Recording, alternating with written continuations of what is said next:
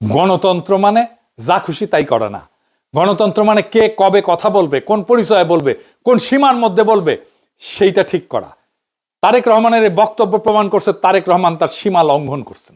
রাষ্ট্রের মালিক জনগণ, সিদ্ধান্ত নিবে জনগণ। আপনি তারেক রহমান না, আপনি রাষ্ট্রের মালিক না, এটা আপনার জমিদারি না।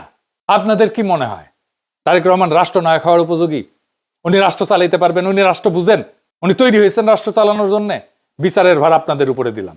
24-এর বর্ষা বিপ্লব নিয়ে ওনার কোনো আলাপ নাই, কোনো আলাপ নাই। হাসিনা নিয়ে কোনো আলাপ নাই, আওয়ামী লীগ নিয়ে কোনো আলাপ নাই, ফ্যাসিবাদ নিয়ে কোনো আলাপ নাই।